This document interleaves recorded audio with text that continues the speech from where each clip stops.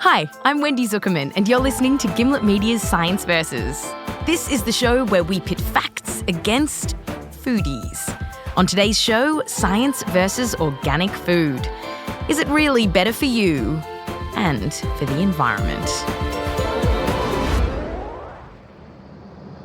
We're going to start today on Reeves Farm. It's a big family-owned farm in upstate New York. Turn left onto Reeves Road. And they grow a whole lot of fruits and veggies. There's peppers, strawberries, zucchinis, squash, tomatoes. Do you think we'll get to ride in a tractor? Very possible. This is it. Excellent, okay. A ride in a tractor. It's the small things. So, this farm is run by three brothers, Mark, Andy and Brian. And their family has been cultivating this land for generations.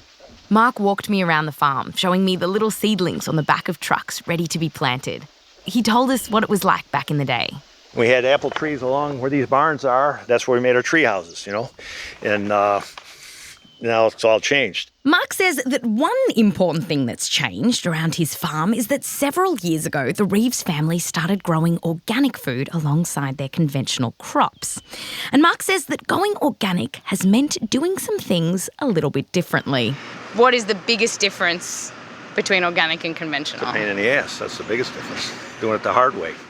Mark says that going organic is doing it the hard way because he's not allowed to use certain synthetic pesticides and fertilisers to grow his organic crop. That's what makes it organic and not conventional. But Mark says that all this extra effort to produce organic food is worth it. Why?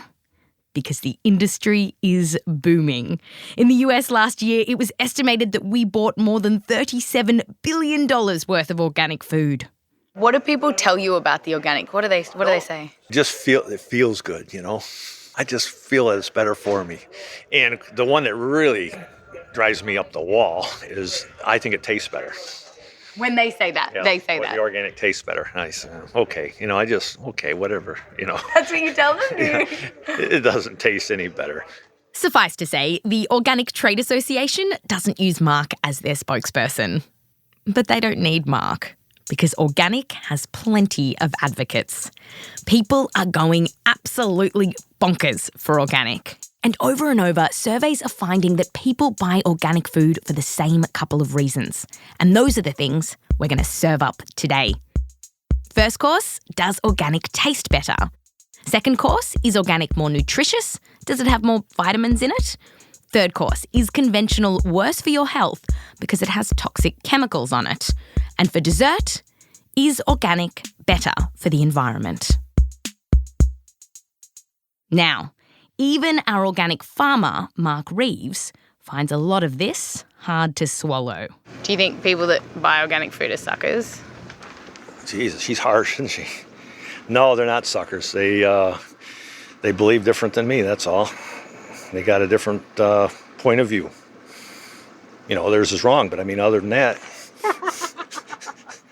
So who's right, Mark or his customers? Because when it comes to our food, there's lots of opinions. But then there's science. An important announcement here. Organic food is a big topic. So today we're focusing on fruits and veggies, not meat. And we're saving genetically modified organisms, which aren't allowed in organic food, for their own episode.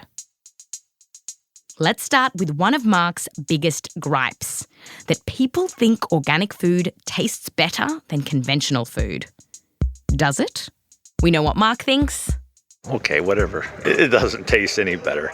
But hold on there. Mark hasn't done peer-reviewed studies. Lucky for us, researchers at the University of Uppsala in Sweden have. In a series of experiments, they gave people slices of tomatoes, presenting them as organic or conventional. And hey, good news for organic. People were more likely to say that the tomatoes presented as organic were tastier. But Uppsala, here's the catch. Some of those tasty, seemingly organic tomatoes were actually conventional. The researchers at Uppsala University purposefully misled people.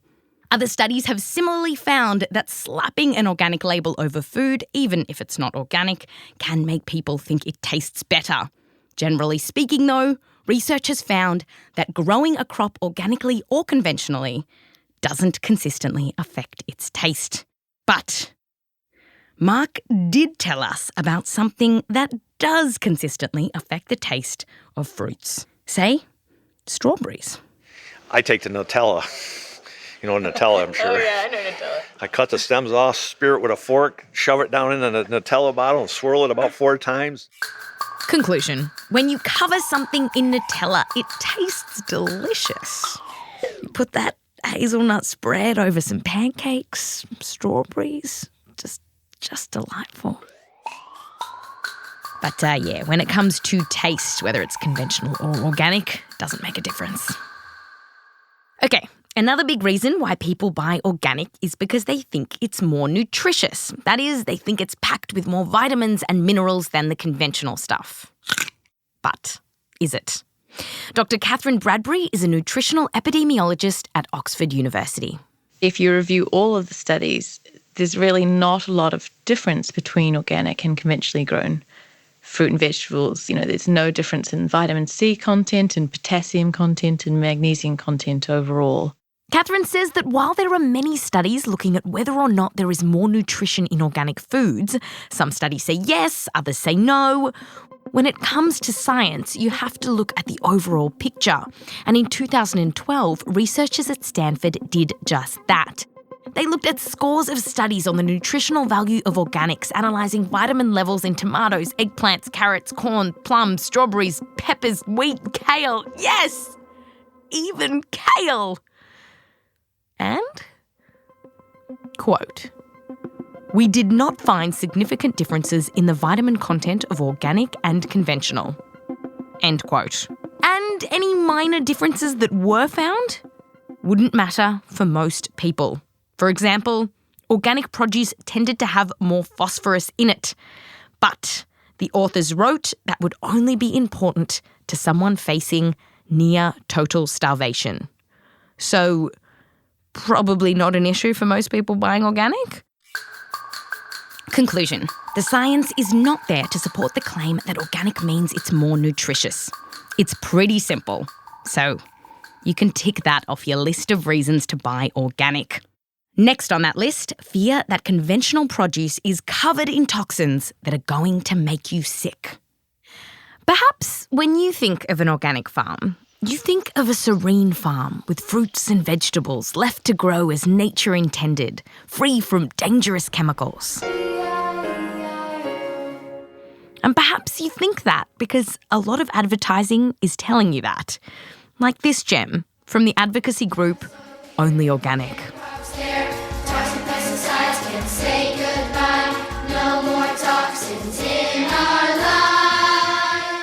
And some organic farming techniques actually do fit this song and dance. Well, not exactly this song and dance, but the Reeves brothers don't use chemicals in some processes. For example, they say goodbye to weed killer on their organic strawberries. Andy, Reeves brother number 2, told me all about it while he was working the strawberry fields in a tractor. Andy? Hello? Hello. Ready? Ready? You want that on? Yeah, that'd be great. Without weed killer on their strawberries, the Reeves brothers use a real old-school approach. We probably will hand weed the organic strawberries 10 times a season. And Hand weed. hand weed 10 times a season. Do you do the hand weeding personally? Are you kidding me? No. Did you ever? I'm 63 years old. It's hard for me to even say the word. The Reeves farm doesn't hand weed because they think it's the right thing to do. Organic food regulations actually don't allow farmers to use the potent weed killers that they can on their conventional strawberries. But that doesn't mean the Reeves organic crops are chemical-free. Organic certification does allow farmers to use some synthetic chemicals to kill pests. Because while you can hand weed, you can't hand pick out fungi and bacteria from a crop. So even organic crops sometimes need chemicals. Here's Mark, brother number one. So what is this? It says fungicide, bactericide. This is copper hydroxide. This is organic? Yes, it is. Mark handed me a heavy paper bag. Like a lot of pesticides, it had the word danger written across it. Peligro. Keep out of reach of children. Just going to stick my hand in it. It's like really fine powder and it's kind of aquamarine. And now my hands are a bit blue. Copper oxide is, if you take a copper pipe and it gets corroded, it turns blue like that. When you're spraying that copper there, you really want to coat every leaf on the plant everywhere if you can. You want that coating all over the plant if you can.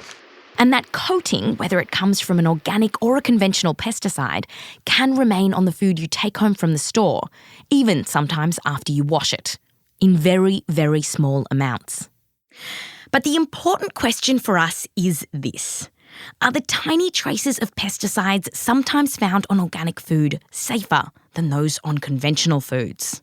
The best study we have on this comes from Kathryn Bradbury, you heard from her before, and her colleagues at the University of Oxford. So Kathryn followed more than 620,000 women, some who ate organic food, others who ate conventional food, for 9 years. She was looking for which women developed cancers. Here's Kathryn. So we wanted to look at whether people who ate organic food were less likely to get cancer, because that's one of the big beliefs out there. And Kathryn found that women who said they usually or always ate organic food were less likely to get non-Hodgkin's lymphoma. So that's good news for organic. But here's the catch. The study also found that those who said they ate organic food a lot were more likely to get breast cancer compared to those who said they never ate organic food at all. So, less likely to get one type of cancer, more likely to get another type of cancer? What do we do with that?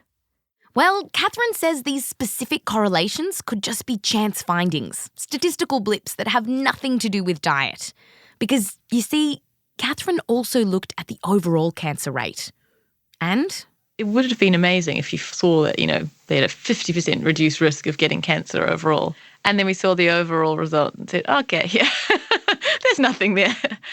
That's right. There was no overall difference in the cancer rate between women who ate organic and those who didn't. But Kathryn wants more research because even though her study was big and comprehensive, it was still inconclusive. And Kathryn's study, published in 2014, is the largest and longest of its kind. We have no other long-term research comparing the health of a lot of people who eat organic versus conventional. And that means we can't say more about whether or not eating small amounts of pesticides on your food might cause other diseases. Now, there have been studies looking into people who are exposed to high doses of conventional pesticides, like agricultural workers. So, for example, there is some research suggesting that agricultural workers have a high risk of certain kinds of cancers, like non-Hodgkin's lymphoma and breast cancer. There is also some preliminary work into pregnant women living in agricultural communities and the effect of pesticides on their unborn children. But these studies can't be clearly translated to the average Joe at the supermarket, because that average Joe is eating a steady diet of foods with tiny traces of pesticides, but is never exposed to large amounts of them. Cynthia Curl is an assistant professor in environmental health at Boise State University in Idaho. And she says that when it comes to pesticides, we know that in high enough doses, they're toxic, otherwise they would be pretty poor pesticides. We really don't know at these low levels whether there are health effects. So if you're down to the levels that we're talking about in conventional food, is it below a threshold where there would be anything to worry about? That's the million-dollar question. With all this uncertainty, it's understandable why people are clamoring to get Cynthia to give speeches. Oh, yeah, I've had friends ask me to, come talk to their preschools about the dangers of pesticides. I really try not to get into that. What would you tell a preschooler? To eat their fruits and vegetables. That's what I would tell them. Yeah. I mean, we really have a hard time saying, even from even from very well-studied single pesticides, what level is safe, what level is unsafe, what do we mean by that? The unknowns on this topic just really outweigh what we know. I know that's probably not helpful for your podcast. But here's something you should know. When a pesticide scientist goes to the supermarket, does she buy organic? I have a 1-year-old, and I do because I can. I recognize that it's a luxury. But you did say it because you got a 1-year-old. So there's I guess it's just a risk-benefit analysis, and you're like, we don't know, but... Yeah, pretty much. Cynthia told us that she also buys organic food for other reasons, like the potential health risks to agricultural workers.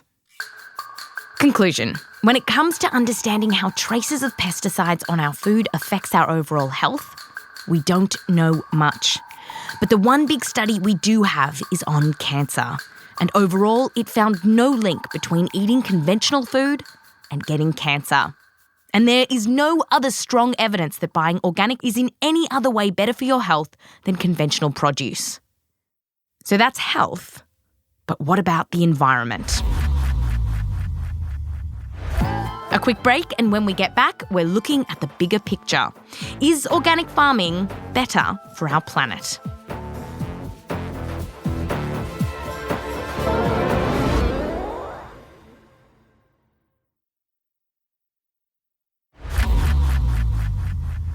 Hi, and welcome back to Science Versus.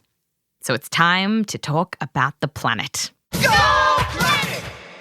Studies find that one of the big motivations for going organic is reducing our impact on the environment. And according to my organic coconut water bottle, organic farming methods means, quote, a better environment for the plants and a cleaner planet for all of us, end quote.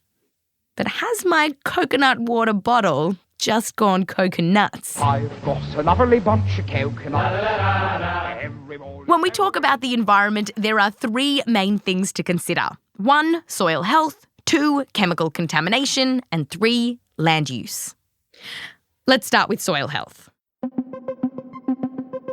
In the first half of the show, we covered some of the things you're not allowed to use on an organic farm, certain pesticides. But you also have to do certain things to get organic certification. These are generally designed to keep the land, and particularly the soil, healthy. One example is that organic farmers have to rotate their crops. That is, you change where you grow plants each season. And when you do that, it means that the soil doesn't get sapped of the same set of nutrients year after year. Organic farmers also use manure instead of synthetic fertilisers, all for soil health. And research shows that these organic practices work. They trigger processes in the soil that make it more nutrient-rich and thrive with good bacteria, fungi and worms. And this can make some plants more resistant to pests and diseases. The healthy soil and diverse crop also bring more birds and insects to the yard. And the organic farmers are like, it's better than yours. Damn right, it's better than yours. Now they can teach you, but they have to charge.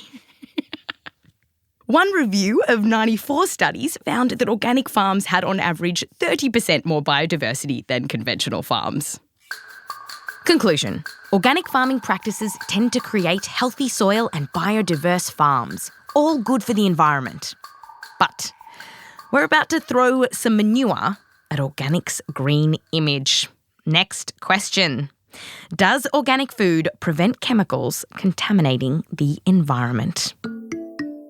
Conventional farmers often add synthetic fertilisers to help plants grow. And what makes fertilisers work and the plants grow big is this thing called nitrogen. Now, the problem is that when you pour nitrogen on the plants and they don't suck it up, the excess can run off into lakes, rivers, and even the ocean.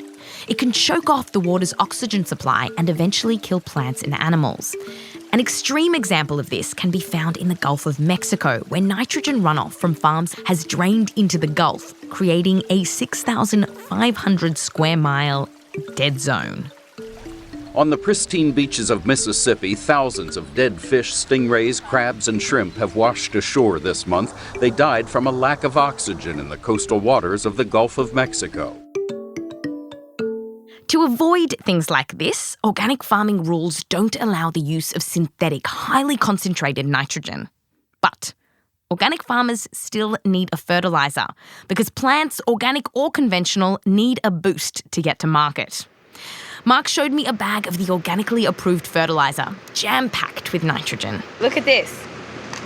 Worm power, the engine of nature. And this derived from earthworm castings. What's that? Come on, you know English, don't you? What's a casting? What does an earthworm cast off? I had no idea. We stood there for what felt like a very long time. It's shell. That's right. It's shell. No, it's Oh, it's shell. Yeah. Oh, that's such a lovely euphemism. As well as using worm poo or castings for nitrogen, farmers use cow manure, or at the Reeves property, there's a nearby turkey farm. So we got access to turkey manure. Are they organic turkeys? No, but manure, I guess, qualifies, even though the poop didn't come out of an organic crop, I guess. Nofa doesn't seem to have a problem with that. Gimlet producer Lynn Levy, who joined me at the farm, was pretty philosophical about this point. Organic shit, but not an organic asshole. Yeah, there you go. You got to draw your line where you draw your line. And that's it. At the asshole. But here's the thing. It may be organic, but that turkey poo and worm casting, it's still full of nitrogen. And if you think it's special just because it's organically approved, you are drawing a line at the asshole. Because that nitrogen, just like the synthetic stuff, it can wash into rivers and lakes. If we put 10 tons of manure on and we only need 5, you're going to get some waste that's going to run off. That's all there is to it. Eventually, the water is going to take it away if you don't use it. So yes, organic farming can leach nitrogen into the environment. So then the next question, if you're worried about the environment, is this. Which type of farming leaches more, conventional or organic? Navin Ramankutty is a professor in global food security at the University of British Columbia in Canada. Yeah, a few studies that have been done of leaching seem to show that organic actually leaches more. Leaches more? Yeah. And so that's saying something. When you compare conventional and organic produce, say carrot for carrot, one review of 10 papers focusing on farming in Europe found that there was more nitrogen leaching from organic farms versus conventional. Navin pointed out that this is an average, and there is a lot of variation in how different farms use nitrogen. Organic has the potential to leach more, partly because with manure, unlike precise lab-made fertilisers, it's difficult to give plants just the right amount of nitrogen that they need, potentially leaving more in the ground and more to leach.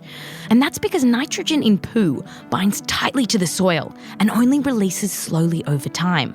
So unlike with lab-made fertilisers, it's harder to give your crops a big jolt that you know they'll absorb.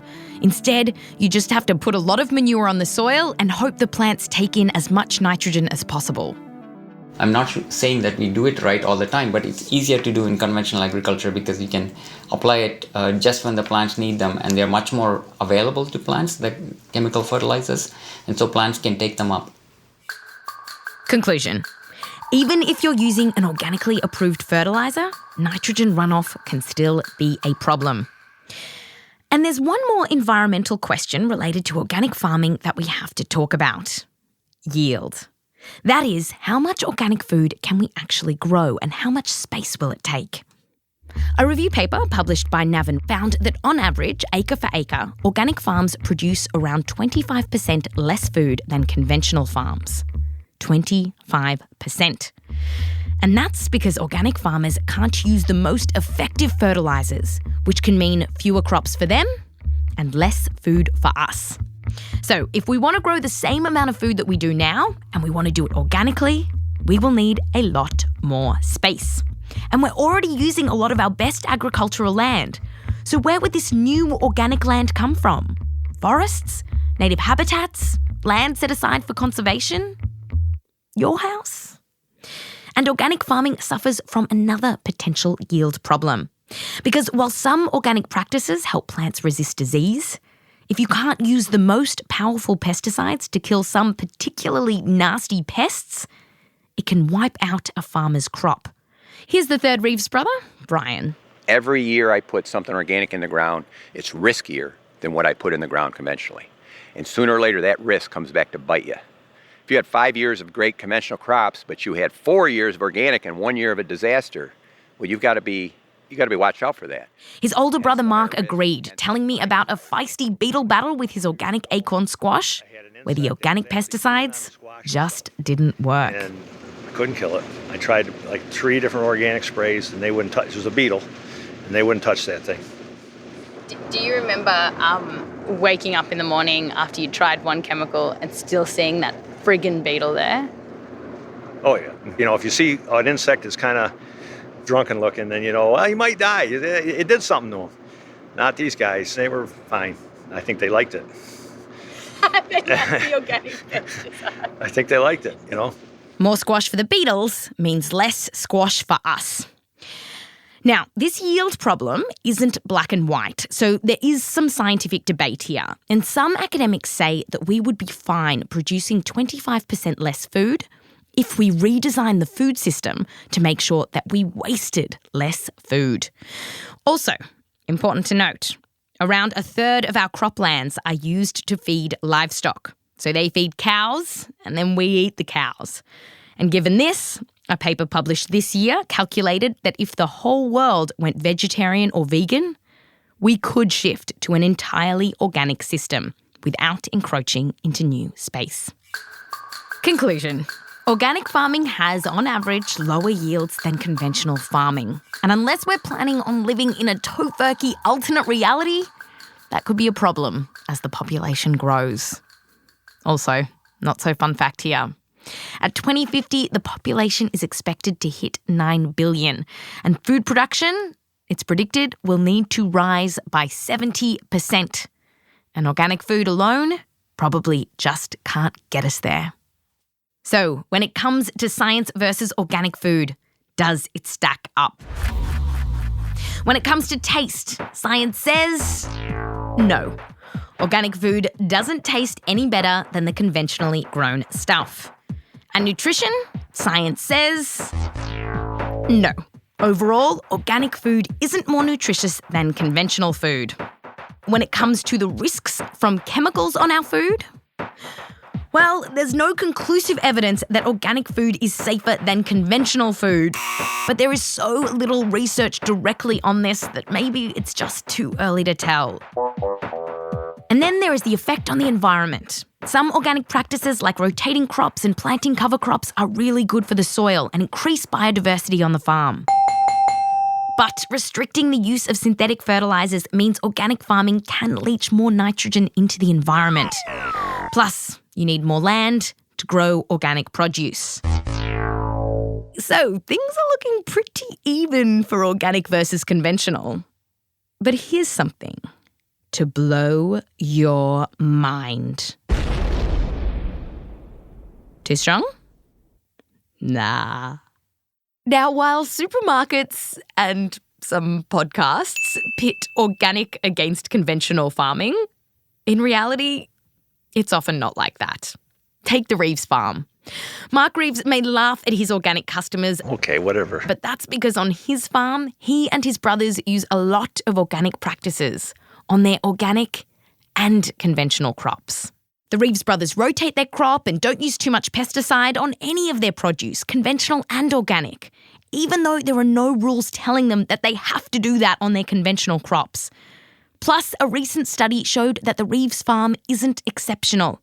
It is actually common for conventional farmers to adopt some organic practices. So why do the Reeves brothers go through all that trouble? We just know we get a heck of a crop. And in the long term, the soil on their farm is healthier. And it's because Mark does some of this organic stuff on his conventional crops that he doesn't totally get this allegiance that people have to organic. I don't believe in it because I see what goes on with conventional. On this farm, what happens here, we use so few chemicals here. But as a shopper, it's really hard to know what kind of farm your produce is coming from. So it is understandable why people go for the food with some kind of seal of approval. Still though, this kind of blended style of farming that Mark is doing, that's exactly what Navin Ramankutty and lots of other scientists think is the future. Using organic practices when they work, but synthetic chemicals when necessary. I think of a farm where, we make use of compost and we make use of manure if we have it, but I will not shy from using a tiny amount of pesticide or a tiny amount of fertilizer when I need to. And Navin calls this a common sense farm. Not traditionally conventional, not strictly organic, but just good science. That's Science versus Organic Food. Next week is Science versus the G-spot. Does it exist? So when you say you examined 400 women, what did you do? Can I have your vagina for a minute? And stick around for the ultimate orgasmic test. Organic test. It's about organic food. Jeez. This episode has been produced by Heather Rogers, Lynn Levy, Kaitlyn, Kenney, Austin Mitchell and Kaitlyn Sawrey. Edited by Annie Rose Strasser and Alex Blumberg. Fact-checking by Michelle Harris. Production assistance by Diane Wu and Shruti Ravindran. An extra big thanks to Stevie Lane, Joseph Lavelle Wilson and the Zukerman family. Thank you for all your help. Sound design and music production by Matthew Boll, mixed by Martin Peralta and Hayley Shaw. Music written by Bobby Lord. Science Versus is a production of Gimlet Media.